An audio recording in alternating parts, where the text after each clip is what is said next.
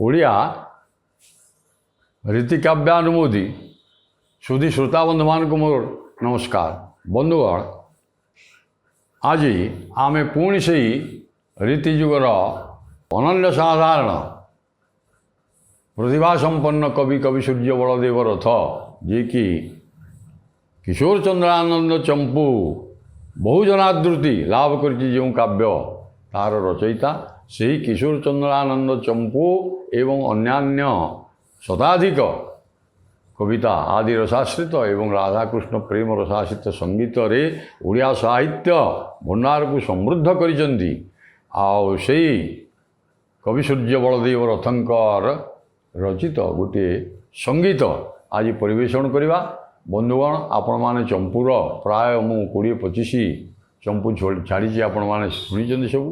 ଶ୍ରୋତାବନ୍ଧୁମାନେ ସେଇ ଚମ୍ପୁକୁ ମଧ୍ୟ ଅତି ଆଦର ସହିତ ଗ୍ରହଣ କରିଛନ୍ତି ଏବଂ ସେଇ ଯେଉଁ ଅନନ୍ୟ ପ୍ରତିଭା ସମ୍ପନ୍ନ କବି ପଣ୍ଡିତ କବି ସୂର୍ଯ୍ୟ ବଳଦେବ ରଥ, ଯିଏକି କବି ସୂର୍ଯ୍ୟ ଉପାଧି ଆଠଗଡ଼ ରାଜା ବାଲୁକେଶ ହରିଚନ୍ଦନ ଏବଂ ପରବର୍ତ୍ତୀ ସମୟରେ ପୁରୀ ଗଜପତି ମହାରାଜାଙ୍କ ଠାରୁ ପ୍ରାପ୍ତ ହୋଇଥିଲେ, ସ୍ୱୀକୃତି ଲାଭ କରିଥିଲେ। ସେହି କବି ସୂର୍ଯ୍ୟ ବଳଦେବ ରଥଙ୍କର ଗୋଟିଏ କବିତା ସଙ୍ଗୀତ କଳ୍ପଲତାରେ ଯେଉଁ କବିତା ଗୁଡ଼ିକ ସଂକଳିତ ହୋଇଛି, ସଙ୍ଗୀତ କଳ୍ପଲତାରେ ଥିବା ଗୋଟିଏ ସଙ୍ଗୀତ ମୁଁ ପରିବେଷଣ କରିବାକୁ ଯାଉଛି। ବନ୍ଧୁଗଣ, ୟା ପୂର୍ବରୁ ଆଉ ଗୋଟିଏ କବିତା ତାଙ୍କର ସେହି ସଙ୍ଗୀତ କଳ୍ପଲତାରେ ମୁଁ ଛାଡ଼ିଥିଲି, ଆପଣମାନେ ଶୁଣିଥିବେ ହୁଏତ। ଆସନ୍ତୁ ଆଜି ଆଉ ବିଶେଷ ଆଲୋଚନା ନକରି ସେହି ସଙ୍ଗୀତ କଳ୍ପଲତାରେ ଥିବା ଗୋଟିଏ ସୁନ୍ଦର କବିତା ଆଜି ଆମେ ପାଠ କରିବା। ହୁଏତ ମୁଁ ଆଶା କରୁଛି ଶ୍ରୋତାବନ୍ଧୁମାନେ ତାକୁ ହୃଦୟର ସହିତ ଗ୍ରହଣ କରିବେ। ରାଗ ସାବେରୀ, ତାଳ ଆଦି ତାଳ ଏବଂ କବିତାଟିର ପୃଷ୍ଠଭୂମି ଟିକେ ରହିଛି। ମୁଁ ସୂଚନାକ୍ରମେ କହିଦିଏ ଯେ ଏହି କବିତାଟି କେଉଁ ପରିପ୍ରେକ୍ଷୀରେ ସେ ଲେଖିଥିଲେ, ଯାହାଫଳରେ ତାଙ୍କୁ ଆଠଗଡ଼ ରାଜା ତାଙ୍କୁ ରାଜବାଟୀରୁ ସବୁଦିନ ପାଇଁ ବିଦାୟ କରିଦେଇଥିଲେ। ବଡ଼ ଦୁଃଖର କଥା। ରାଜଜେମା, ମୁଁ କହିଲି ଯେ ଚନ୍ଦ୍ରକଳା ଗୋଟିଏ ତାଙ୍କର ପାଳିତା କନ୍ୟା ଚନ୍ଦ୍ରକଳା ପାଇଁ ଗୋଟିଏ କାବ୍ୟ ସେ ରଚନା କରିଥିଲେ। ଯେଉଁ ରାଜାଙ୍କ ଅନୁରୋଧରେ ଚନ୍ଦ୍ରକଳା, ତା ନାଁ ଦେଇଥିଲେ ଚନ୍ଦ୍ରକଳା। 18ଟି ଅଧ୍ୟାୟରେ ସେ ରଚିତ ହୋଇଛି, ଆଉ ଅସମ୍ପୂର୍ଣ୍ଣ ରହିଛି।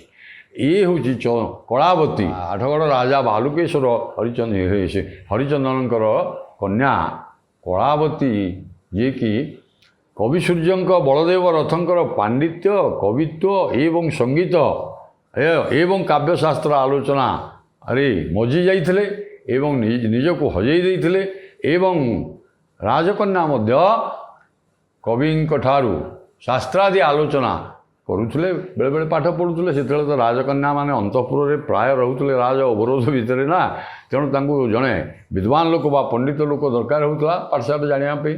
ଏ ସମୟରେ କବି ସୂର୍ଯ୍ୟ ବଳଦେବ ରଥ ମଧ୍ୟ ଅବାଧରେ ଏହି ସୁଯୋଗରେ ଆଉ ରାଜାଙ୍କ ଦ୍ୱାରା ଆଦିଷ୍ଟ ହୋଇକରି ତାଙ୍କୁ ରାଜ ଅନ୍ତଃପୁରକୁ, ରାଜ ଦରବାରକୁ, ରାଜ ଅବରୋଧ ଅନ୍ତଃପୁରକୁ ବା ଉଆସକୁ, ଉପବନକୁ, କ୍ରୀଡ଼ା ଯେଉଁଠି ସେ ବିହାର କରିବ, ଅବାଧ ପ୍ରବେଶ ତାଙ୍କର ଥିଲା। ଅର୍ଥାତ୍ କବି ସୂର୍ଯ୍ୟ ବଳଦେବ ରଥ ଆସିଲେ ଆଉ ରାଣୀ ମହଲ, ରାଜକୁମାରୀ ମାନଙ୍କ ମହଲ ପର୍ଯ୍ୟନ୍ତ ସେ ଚାରିଆଡ଼େ ଅବାଧରେ ଯାଉଥିଲେ ଆସୁଥିଲେ। ପଣ୍ଡିତ ଲୋକ, ଆଜ୍ଞା, ବିଜ୍ଞ ଲୋକ, ପଣ୍ଡିତ ଲୋକ ଏବଂ ଏହିପରି ଯେଉଁ ରାଜ ଅନୁଗ୍ରହରେ ରାଜାଙ୍କର ଅତି ପ୍ରିୟ ଲୋକ ମଧ୍ୟ, ପ୍ରିୟ ବନ୍ଧୁ କହିଲେ ଅତ୍ୟୁକ୍ତି ହେବନି।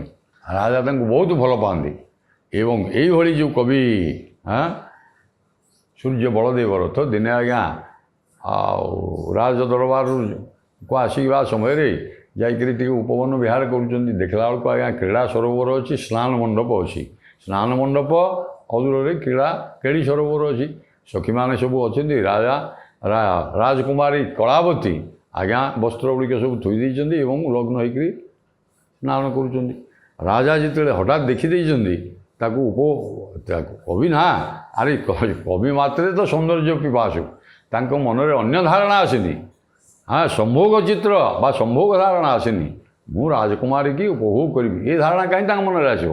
ସୌନ୍ଦର୍ଯ୍ୟ ପିପାସୁ କବି ପ୍ରଲୁବ୍ଧ ହୋଇଯାଇଛନ୍ତି ତାର ନଗ୍ନ ଆଉ କ୍ରୀଡ଼ା ସରୋବରରେ ନଗ୍ନ ସୌନ୍ଦର୍ଯ୍ୟକୁ ଯେଉଁ ପହଁରୁଥିଲେ, କ୍ରୀଡ଼ା କରୁଥିଲେ କେଳି ସରୋବରରେ, ସେ ଦୃଶ୍ୟକୁ କେମିତି ସେ ମନରେ ରଖିଲେ ତ ଲେଖିବେ ନା କବିତାଟିଏ। এইটাକୁ ସେ ଉପଭୋଗ କରୁଥିଲେ ଏବଂ ରତାନ୍ତ ତାଳରେ ବୃକ୍ଷର ଅନ୍ତରାଳରେ ରହିକିରି ରାଜକନ୍ୟା ଲୀଳାବତୀର ସ୍ନାନ ଦେଖୁଥିଲେ ଆଜ୍ଞା। ହଠାତ୍ କିଏ ଜଣେ ସଖୀ ହୁଏତ କାହା ଦୃଷ୍ଟି ପଡ଼ିଗଲା, ଆରେ କବି ଠିଆ ହେଇଛନ୍ତି, କେଡ଼େ ଲାଜର କଥା ଆଜ୍ଞା। ଏଇ ଯେଉଁ କଥା ତାପରେ କ'ଣ ହେଇଛି ଆସନ୍ତୁ। କବି ସୂର୍ଯ୍ୟ ବଳଦେବ ରଥ ଯେଉଁଠି ସ୍ନାନ ମଣ୍ଡପରେ ଅଣ୍ଟାରୁ ଖଡ଼ି କାଢ଼ିକରି ଲେଖିଦେଇଥିଲେ କବିତାଟି, ଆଉ ଯେଉଁଥିପାଇଁ ତାଙ୍କୁ ରାଜା ବାହାର କରିଦେଲେ ଏବଂ କେହି କେହି କହନ୍ତି ମଧ୍ୟ ତାଙ୍କୁ ମଧ୍ୟ ସେଥିପାଇଁ ଅନ୍ୟ ସ୍ଥାନରେ ନେଇକରି ତାଙ୍କୁ ମାରି ଦେଇଥିଲେ ମଧ୍ୟ ବୋଲି ଅଛି ପ୍ରବାଦ। ତେବେ ଯାହା ହଉ ସେଇ ଆଡ଼କୁ ମୁଁ ଯାଉନି। ଆସନ୍ତୁ କବି ସୂର୍ଯ୍ୟ ବଳଦେବ ରଥ କଳାବତୀର ସୌନ୍ଦର୍ଯ୍ୟରେ ନଗ୍ନ ସ୍ନାନ କାଳୀନ ସୌନ୍ଦର୍ଯ୍ୟରେ ମୁଗ୍ଧ ହୋଇକରି କ'ଣ ହେଇଥିଲା ଏବଂ ରାଜକନ୍ୟାର ଅବସ୍ଥା ମଧ୍ୟ କ'ଣ ହେଇଥିଲା, ଏଇ କଥାଟା ଯେଉଁ ସତେ ଯେମିତି ପ୍ରତ୍ୟକ୍ଷାନୁଭୂତି କବିର ହୃଦୟରୁ ଲେଖନୀରେ ବାହାରି ଯାଇଛି। ସବୁଦିନ ପାଇଁ କବିତା ରହିଛି, ଅମ୍ଳାନ ହେଇକି ରହିଥିବ। ଏଇ ଯେଉଁ ସୁନ୍ଦର କବିତାଟି ଆଜି ପରିବେଷଣ କରିବା। ଆଉ ବନ୍ଧୁଗଣ, ଇଏ ରାଗ ସାବେରୀ ରାଗରେ ଲେଖା ହେଇଛି ଏବଂ ତାଳ ଆଦି ତାଳରେ ଅଛି। କର କ୍ଷମା ରେ ରତି ପ୍ରତିମା କର ତୁ କ୍ଷମା ରେ, କର କ୍ଷମା ରେ ରତି ପ୍ରତିମା କର ତୁ আজ কজ মারে আজ মধ্যে ক্ষমা করে দে কর ক্ষমা রে নথিলা মা জনা বলি হেবে মোতে যে মা কর ক্ষমা রে নথিলা মাজଣା ହେବେ ମୋତେ ଯେମା। ଆରେ ମୁଁ ତ ଉପବନ ବିହାର କରିବା ପାଇଁ ଟିକେ ପ୍ରାକୃତିକ ସୌନ୍ଦର୍ଯ୍ୟ ଆଉ ରଜାହାର ବଗିଚା ଆପଣ ଭାବନ୍ତୁ, ତା ଭିତରେ କ୍ରୀଡ଼ା ସରୋବର ଅଛି, ମଣ୍ଡପ ଅଛି, ସ୍ନାନ ମଣ୍ଡପ ଅଛି, ଅନ୍ୟାନ୍ୟ ସବୁ ବିଭିନ୍ନ ବସିବାର ଆସ୍ଥାନ ସବୁ ରହିଛି, କୁଞ୍ଜ ରହିଛି, ଆଉ ଅସଂଖ୍ୟ ଫୁଲ ମରାଜିରେ ବୃକ୍ଷରାଜିରେ ମଣ୍ଡିତ ସୁଶୋଭିତ ପ୍ରାକୃତିକ ସୌନ୍ଦର୍ଯ୍ୟରେ ମୁଗ୍ଧ କବି ବୁଲୁଥିଲେ ଟିକେ। ସିଏ ଆଉ ଜାଣିନାହାନ୍ତି, ଆଉ ଯାଉ ଯାଉ ସେଇ ସ୍ନାନ ମଣ୍ଡପ ପାଖକୁ ଏବଂ କ୍ରୀଡ଼ା ସରୋବର ପାଖକୁ ଚାଲି ଯାଇଛନ୍ତି। ତେଣୁ ନଥିଲା ମାଜଣା ହେବେ ମୋତେ ଯେମା। ଆରେ ଯେମା ଯେ ରାଜକୁମାରୀ ଆଜି ଗାଧଉଛନ୍ତି ସଖୀମାନଙ୍କ ସହିତ ଏହିପରି ଅବସ୍ଥାରେ, ଏ ମୁହୂର୍ତ୍ତ ମୁଁ କାହିଁକି ଚିନ୍ତା କରିବି? ଏଇଟା ମୋର ଚିନ୍ତା ବହିର୍ଭୂତ, ମୁଁ ଜାଣିନି। ତେଣୁ ଆଜି ଯାହା ଦୃଶ୍ୟ ମୁଁ ଦେଖିଛି, ଆଉ ମୋର ଯଦି କିଛି ଭୁଲ ହେଇଯାଇଛି ମୋତେ ଆଜି କ୍ଷମା କରିଦିଅ। ଏବଂ କବି ପୁଣି କ'ଣ କହୁଛନ୍ତି ଦେଖନ୍ତୁ। କେଉଁ ପ୍ରତିହାରିଣୀ କି ଦାସୀ কহি থান্তা যেবে ধায়ে আসি তা ন মানে পশিথিলে ঝাঁসি তা ন মানে পশিথিলে ঝাঁসি মান উচিত মোঠারে তনু মধ্য মারে কর ক্ষমা রে জଣା ନଥିଲା ମା ଜଣା ହେବେ ବୋଲି ଯେମା। ଯେମା ଗାଧଉଛନ୍ତି, ମୁଁ ଚିନ୍ତା ବି ମୋର ଚିନ୍ତା ବହିର୍ଭୂତ। ଯଦି କେଉଁ ପ୍ରତିହାରିଣୀ, ଯେଉଁ ପ୍ରତିହାରୀ କିଏ ସେ ନା, ଯେଉଁ ଦ୍ୱାର ରକ୍ଷକ, ଯେଉଁମାନେ ରକ୍ଷକ ଦ୍ୱାର ରାଜାଙ୍କର ସିଂହ ଦ୍ୱାର ଯେଉଁମାନେ ରକ୍ଷକ ତାକୁ ପ୍ରତିହାରୀ କୁହାଯାଏ। ସ୍ତ୍ରୀଲିଙ୍ଗରେ ଆଜ୍ଞା ପ୍ରତିହାରିଣୀ। ଏ ସ୍ନାନ ମଣ୍ଡପ ପାଖରେ ଠିଆ ହେଇଥିବା ପ୍ରତିହାରିଣୀ ଯଦି ଦାସୀ ଦ୍ୱାରୀ ଯିଏ ଯଦି ସିଏ କହିଥାନ୍ତା, ବା କହୁଛି ଗୋଟେ ଦାସୀ ଯିଏକି ସ୍ନାନ ମଣ୍ଡପ ପାଖରେ ଏଇ ସ୍ନାନ ସରୋବର ପାଖରେ ବେଳିକିରି ରହିଛନ୍ତି ସଖୀ ହଉ ବା ପ୍ରତିହାରିଣୀ, ଯଦି ଆସିକିରି ଧାଇଁ ଆସିକିରି କହିଥାନ୍ତା, ହେ କବି ବର୍ତ୍ତମାନ ଏଇ ସ୍ଥାନକୁ ରାଜକନ୍ୟା ବା ରାଜକୁମାରୀ ଗାଧଉଛନ୍ତି, ତୁମେ ଆସିବା, ମନା କରିଦେଇଥାନ୍ତା, ମୋତେ ନିଷେଧ କରିଥାନ୍ତା, ମୁଁ କ'ଣ ବାଧ୍ୟରେ ଆସିଥାନ୍ତି? ତା ନ ମାନି ପଶିଥିଲେ ଝାঁସି, ମୁଁ ଯଦି ତାକୁ ନ ମାନିକିରି ଆସିକିରି ଏ ଦୃଶ୍ୟ ଦେଖିଥାନ୍ତି, ତାହେଲେ ମାନ ଉଚିତ ମୁଠାରେ ତନୁ ମଧ୍ୟମାରେ, ତନୁ ମଧ୍ୟମାରେ ସୁନ୍ଦରୀ କ୍ଷୀଣ କୋଟି ସୁନ୍ଦରୀ ରାଜକନ୍ୟା କଳାବତୀ, ତୁ ମୋଠାରେ ମାନ କରିଥାନ୍ତୁ, ଅଭିମାନ କରିଥାନ୍ତୁ ଯେ କବି ଏଇଟା ଉଚିତ ହେଲାନି ବୋଲି। ମୁଁ ତ ଜାଣିନି, ମୋଟେ ମୋର ଭାବନାରେ ବି ନାହିଁ, ମୁଁ ଜାଣିନି, ଆଉ ଯାହା ଆସିକି ପହଞ୍ଚି ଯାଇଛି। କବି ପୁଣି କହୁଛନ୍ତି ଦେଖନ୍ତୁ କ'ଣ। ବାରି ପାରିଲିନି ରେ ସୁକେଶୀ ବାରି ମଧ୍ୟରେ ତୁ ଥିଲୁ ବିଳସୀ ଚାରି ପାଶେ ଘେରିଥିଲେ ଦାସୀ ଭାରି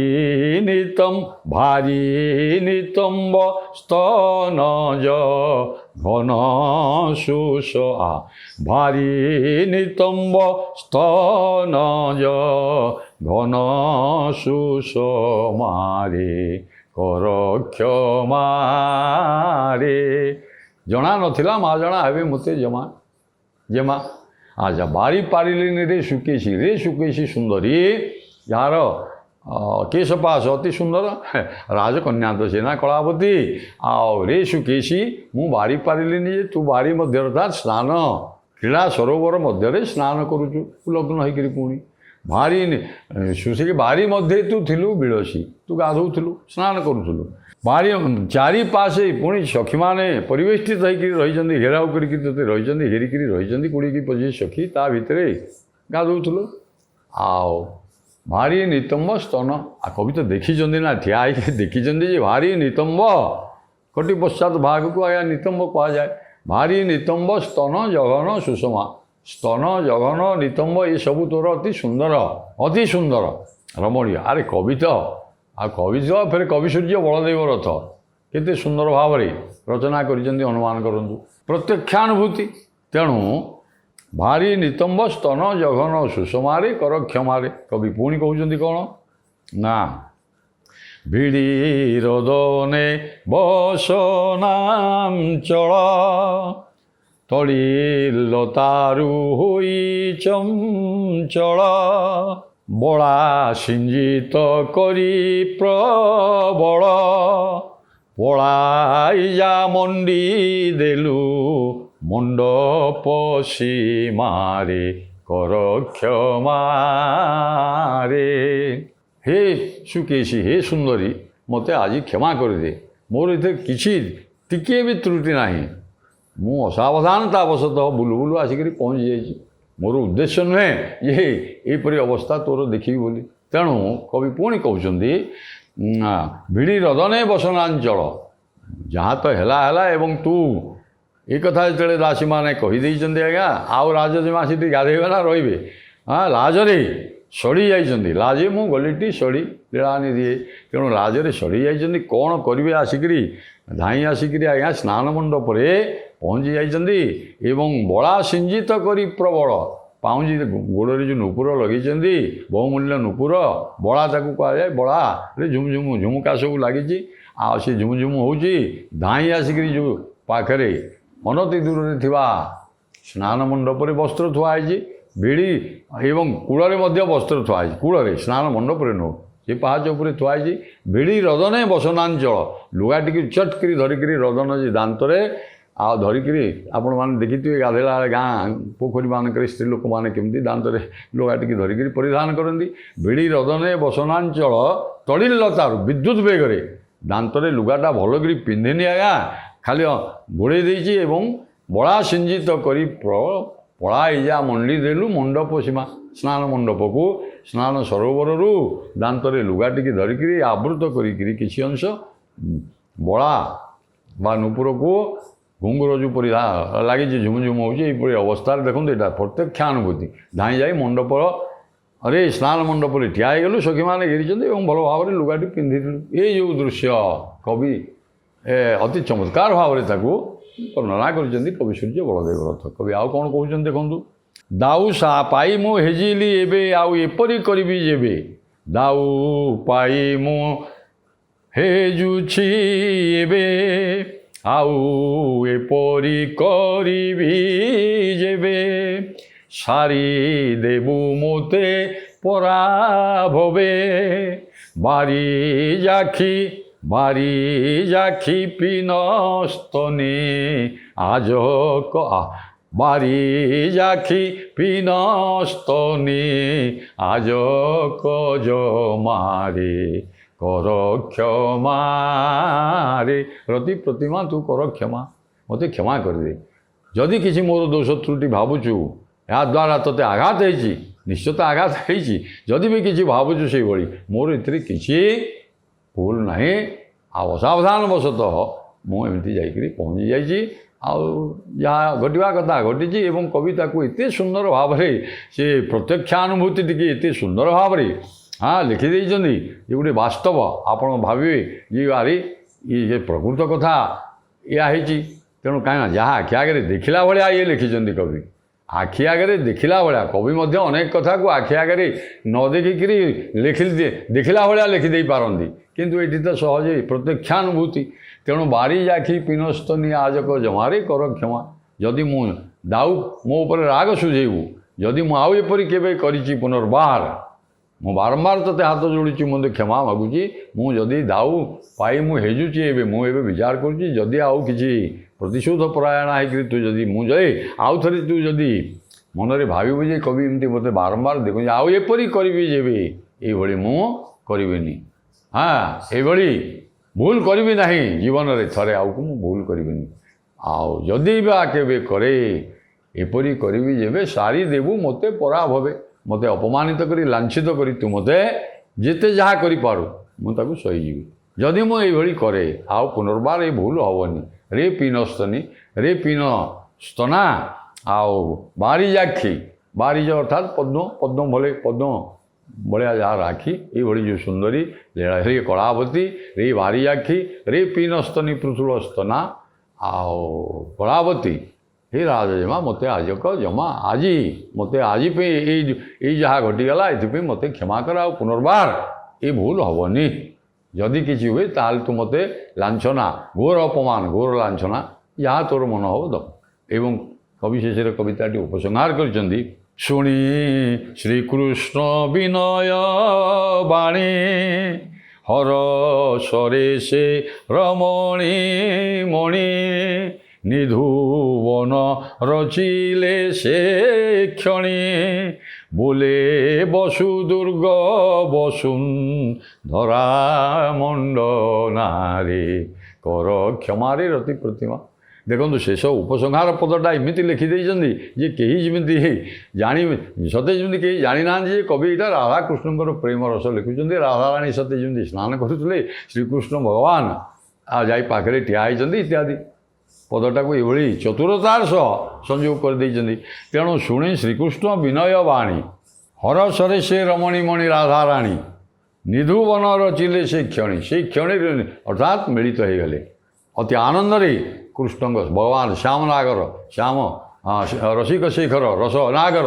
श्रीकृष्ण सहित मिलित हो गले बोले ये कथा कवि सूर्य बलदेव रथ तो भणिता कर राजा बोले बसुदुर्ग आठगढ़ बसु बोले अष्ट बसु आज्ञा आठगढ़ राजा आ बसुदुर्ग वसुंधरा सूत्रामा बोले राजा शासक आओ श्री बालुकेश हरिचंदन ये कथाटी लिखिं ये कथा कहीकि अति चमत्कार भाव कवि निजर पांडित्य एवं असाधारण कवित्व को मिसईकरी प्रत्यक्षानुभूति को शेष राधाकृष्ण प्रेम छाड़ी कविताटी उपसंहार कर अथच स्नान मंडपर ये कथाटी लिखिदे आज्ञा राजअंतपुर परवर्ती समय ये कथा चहल पड़गला प्रगट है एवं जी जहाँ पारा कवि को भर्सना कला एवं शेष निजे कलावती ये कविता को ये सुंदर भाव में ग्रहण करते अपमानित बोध कले समस्त आगे सत्य जमी धरा पड़ जाए अवस्था है तेणु यहीपरि भाव में राजा जो कान को गला राजा भी सब देखिले अरे जहाँ तो कल कल स्नान मंडप खड़ी लिखिदेच आ समस्ते देखिले जानिले राजा तांको समस्त राजकीय सम्मान वंचित कर राज दरबार सबुदिन तड़ी देते आउ आठगढ़ को कवि सूर्य फेरी नथिले यहीपरि जो कविता अम्लान कविता सबुदिन रही जाइए चिर भास्वर होकर कविता थी आज्ञा प्रत्यक्षानुभूति सत्य जमी ये जो ये लेखनी कवि सूर्य लेखनी बाहरी चंपू काव्य शुणी ये कविता आप शुणिक उदार हृदय आपको कवित्व शक्ति को ग्रहण करेंगे ये कहीकि आज ये कवितार विषय वस्तु पर आलोचना समाप्त करी परवर्ती समय कवि सूर्य आउ ये यदि मंत्रमुग्ध कविता किसी थाए आलोचना करवा। नमस्कार।